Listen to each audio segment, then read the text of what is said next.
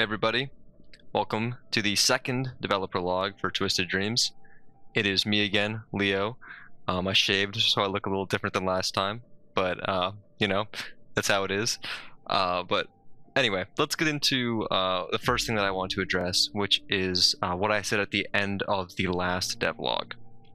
So what I said there was that you guys would get to try out Twisted Dreams at the end of August.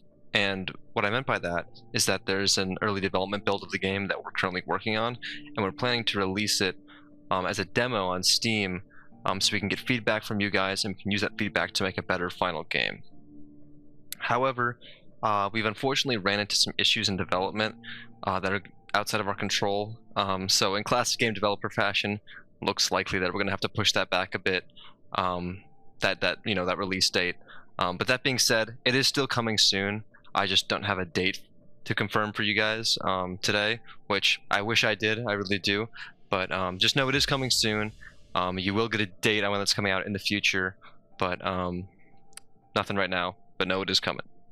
Moving on from that though, I'm really excited about this developer log, because we, yes, we, are going to be talking about some of the fundamental work that we have done for the game on both the programming and art sides. I have 4 guests joining me today, and they're all going to be showing off way more than I did in the first developer log. And I don't want to waste any more time, because this stuff is really exciting, so let's just get right into it. Hey everyone, my name is Sade, and I am an artist here at Abyssal Studios, working on Twisted Dreams. I was also one of the artists that worked on Abyssal last fall. This is the 3 of us right here, and this is me, since I don't have my camera on. For Twisted Dreams, I've been working on interactive objects again for the dream world and assisting with level design, as you can see here. And I'll soon be starting on 3D environment art such as modeling buildings and props. So let's get into some of the design process for Twisted Dreams. Twisted Dreams is both a 3D and 2D game, where every time the player goes to sleep they enter this whimsical dream world. This dream world is meant to feel like an escape from the world the main characters live in. And the dream world starts off eye-catching and beautiful, but over the course of the game, things start to feel wrong and get weird. So this mood board was created to convey the changes of the dreams from light to dark and whimsical to grim. So that's what these examples are. And here are the credits for the pictures that are here. And we decided to make this decision because we wanted to show that the dream world isn't all that it seems to be at first, and it's not that much different from the real world that the characters are living in. So here are some concepts that I made for interactable objects. These objects are used to solve puzzles in the dream world. These are runes. This is what this is, and I can't remember exactly how runes work, but Leo will talk about it in depth later. But runestones can be turned on and off. They have inscriptions on them, also known as runes, that say on and leave. They are overgrown, and when they're on, the overgrowth retracts, and the runes will glow. Example here, and this is an example of them growing back when they're turned off. I decided to put leave on the runestones to make it secretly menacing to the player. And here we have buttons. The buttons the design for them were actually changed because we needed crates to be able to go up there, so this design wasn't really efficient. But obviously we know how buttons work, the players can go on them and then the crates can press them as well. These are doors or barriers. This is an example of I haven't finished this yet, but this is a work in progress of the doors, and the leaf will roll up and then it'll be open and the player can walk to it. Lastly, there's the elevator platforms and the pair gates. The elevator platform is supposed to be a platform that comes out of the ground and acts as an elevator, hence the room meaning earth that is on there. That's what these are over here. The design was also adjusted to fit collisions and whatnot. So for pair gates, basically these are checkpoints for the game. I'll let Leo explain that later. But the runes on here mean gateway and sanctuary protection to indicate to the player that this is a safe place for them to be. And I have horns on the gates so that the players know that they both have to go through it. Otherwise, the gate won't work. And after both players go through, both of the horns will glow. They'll glow one at a time as the players go through. But after they're both through the gate, the vines will come down and it'll begin a section of dialogue or whatever happens. And then there's a second part to the gate that I didn't put in here because this was an older design before we adjusted it. And here we have levers, which will be redesigned because the mechanic was changed. But we're basically, for the entire mechanics list, we're playing into nature and then stones. And then we're also playing with the trees, we're playing into the twisted trees and twisted dreams thing. So that's why I chose to make the door a twisted tree. And then all of the assets will be color coded using this color palette. Chose this color palette because it stands out from the background and it'll stand out from all of the nature and things. I intentionally didn't put green in there. There'll be a lot of green on a lot of these assets. And then for the 3D world, the 3D world takes place when either of the main characters is awake. So this world from start to finish is the opposite of the dream world. It starts off feeling glum and lifeless, but over time it becomes light and free. And overall, the progression of the game should reflect the changes happening in the main characters and their society. Well, that is all I have. And here's a little sneak peek of all the things that I'll be working on and inspiration and concepts that I'll get started post-demo. Thank you for tuning in, and I'm going to hand it off to the next person. Alright, so here I am in the 2D world. This is a 2D Dream World test environment thing, just right now built to showcase what it currently looks like and the mechanics that Sade sort of already talked about in her piece. Several of them are using placeholder assets or incomplete assets. Some things have sound effects, some things don't. Once again, it's still in development, but I just want to showcase how everything actually works in the world. So we're going to go through every mechanic and how they work. You can also see how the players move here. You've probably seen this before to some degree. Not the players, excuse me, the player characters. So you can switch between the two, and then you can run and jump around. And that's basically the main controls for the player. And as far as the mechanics go, there are two main type of mechanics, and then there's also the miscellaneous ones. So there are senders and receivers. So I'll be pointing these out as we go, by the way. But senders are mechanics that are used to activate other mechanics or other objects, right? And then receivers are the things that get activated, right? And there's 3 senders, there's 3 receivers, there's a couple miscellaneous, which once again I'll talk about.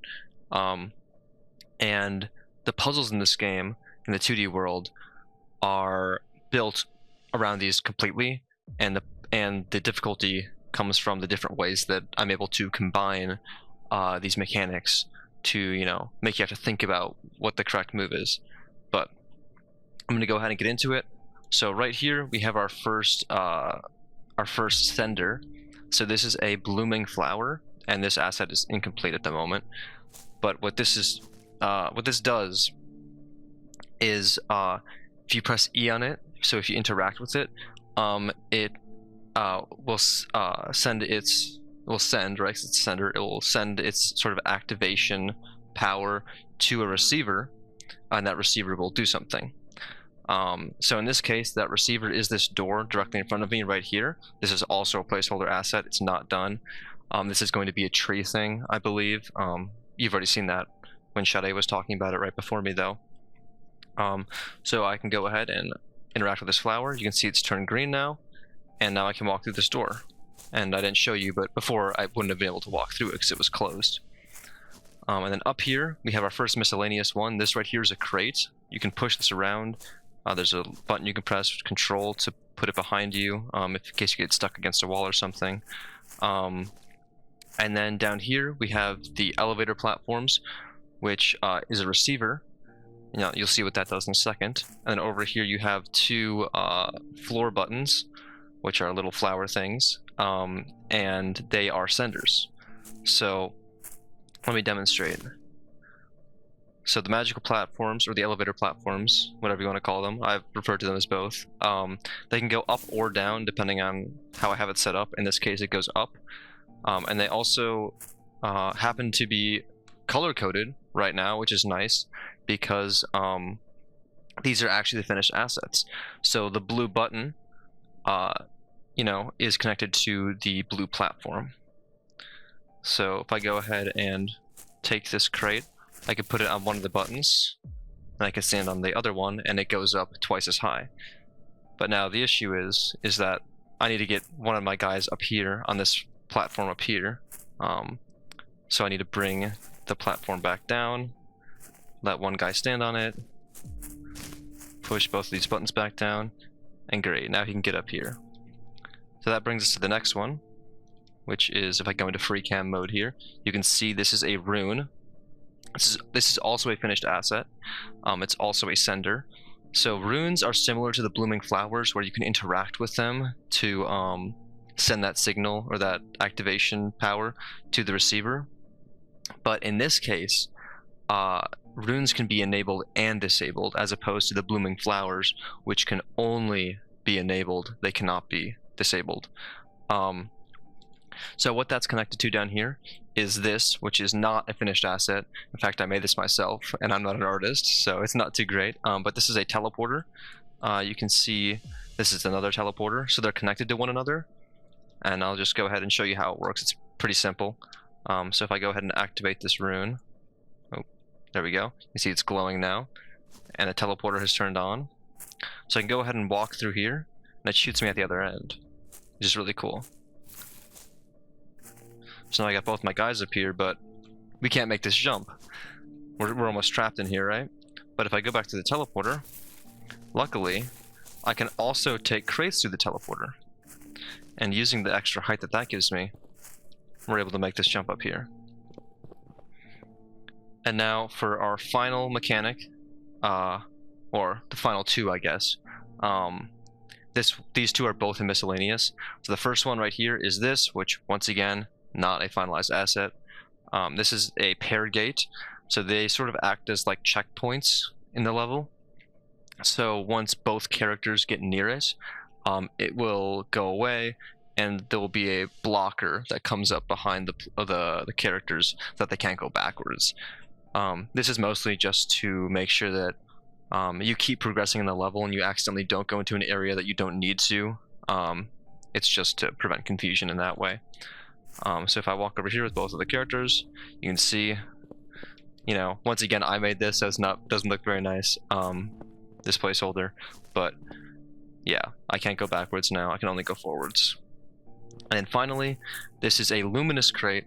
It has the exact same behavior and effects that a normal crate does, except it also has a special effect on the monsters in the level, or the enemies, which I didn't code those. That was Ryan and Lucy did the artwork for those, so I'm gonna let them talk about that in the future. I think they're coming up. They're coming after me, so I'll let them talk about that. But yeah, those are all of the mechanics that we have currently implemented.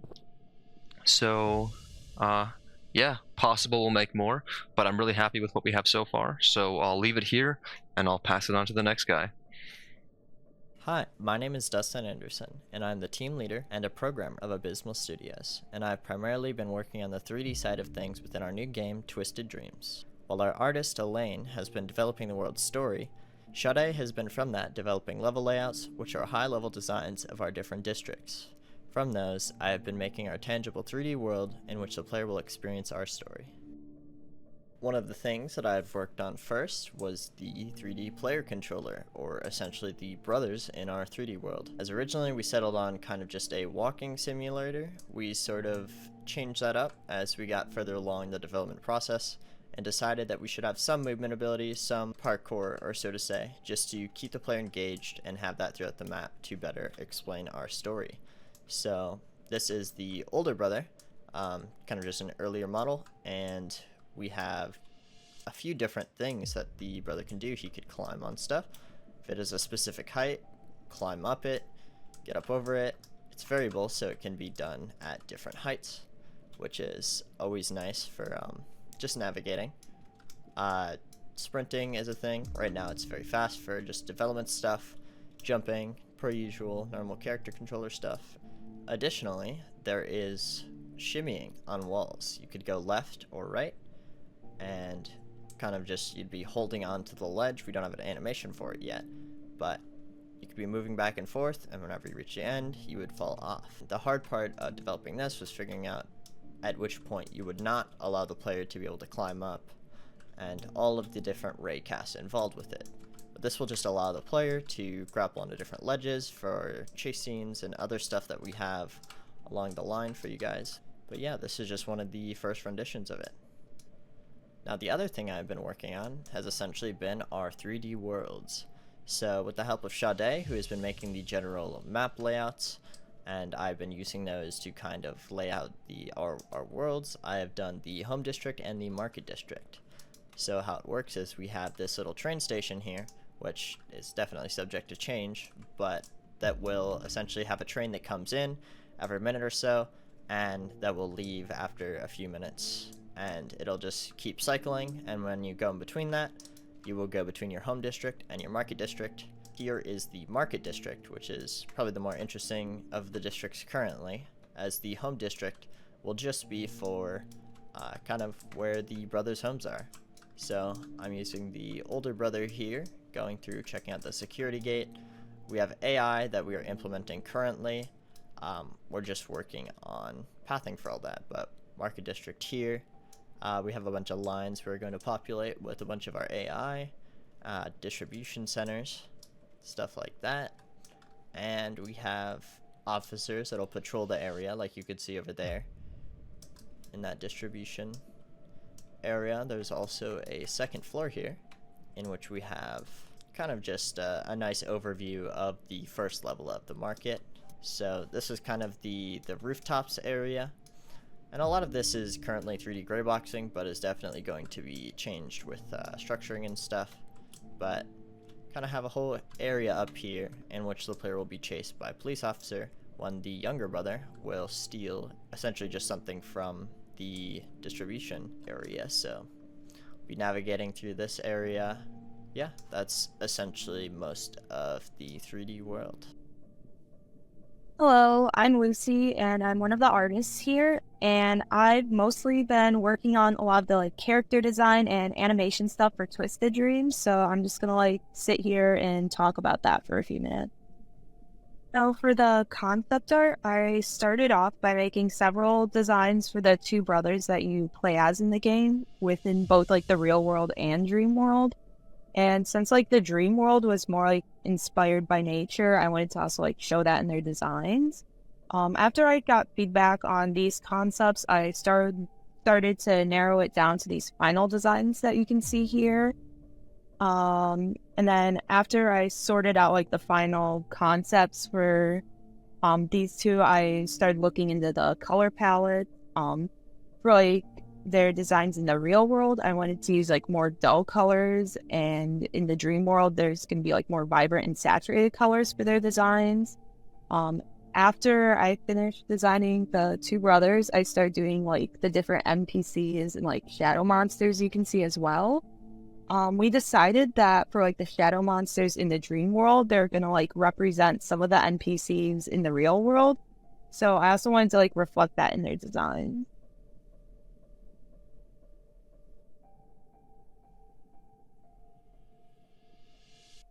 So after I finished up some of the concept art, I went ahead and started making some of the 2D assets for the dream world. So I started off by making animations for the two brothers in Photoshop.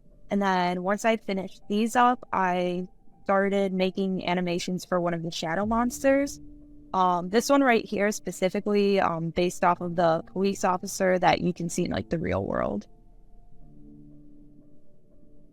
After I finished making some of those 2D assets, I also wanted to start working on 3D assets as well for the part that's in the real world. So I started off by making models for some of the characters. Right now I have stuff for the two brothers and then the police officer. So then when it came to like the modeling itself, I ended up doing everything in Maya, but then when it came to like the rigging and animation, I ended up actually moving all of these models into Blender, mostly because with the engine we're using Godot, I've heard it was like way easier to import animations into there from Blender, so I've been just going off of that. I'm not like as familiar with Blender, so it took me a while to like figure out the rigging, but I did manage to finish that for at least the two brothers right now, which you can see me kind of like messing around with those. But for like the animation itself, it was a little easier for me to figure out, and I did manage to finish quite a few animations for the younger brother at least, which you can see like right now. And then one thing I do really want to show off too is like the different personalities between like the two brothers with how they look and act. Because like the game's pretty story driven and very like centered around their differing perspectives. That's something I'm definitely like gonna go back to and push more of when I get the chance. I guess for like what's next, at least for right now, is finishing up like animating stuff for the older brother, and then I also want to like start rigging the police officer model, and hopefully soon I can start getting more animations done for him as well. But yeah, that's pretty much what I have done so far, at least for all the like character design stuff. Hello everyone, my name is Ryan and I'm the lead developer for Twisted Dreams. Most of my time has been spent on making the NPCs for the 3D world and the enemies for the 2D world. The 3D NPCs are there to mostly just populate the cities and make them feel full and not a dead husk. And to this aspect, there's a couple behaviors that I've programmed so far. One of them is just them going through different waypoints set by the developer to go to different things. There's one over here that is set to chase a certain character and as they go along their path. This can be set to the player as well, of course. And I've also made it so that we can have the NPCs turn their head towards the player or other NPCs, both standing still and as they walk around the world. In the 2D world, I've started developing the enemies with a few different behaviors. The one I'm messing with right now just kind of follows the players when it gets close enough. You can set it to speed up when it gets close to the players, and there are certain other variables that you can touch. Of course, they don't interact with the player very much right now, but once they're put in the world, they will cause the player to lose as soon as they hit the player. The one up here is set to stop moving when the player looks at it, and when it gets close enough to the player, it will charge at the player. And for all enemies, there is a certain mechanic of where they're afraid of light, where we have these crates here, and as soon as they get touched by the light, they will run away. And it will override every other aspect of the enemy itself. That is most of what I have developed so far for the NPCs. There's a lot of work. Everything is subject to change, of course, because of how early it is on development. There's a lot of bugs to be fixing out and many other things. But that is what I'm here to show you today.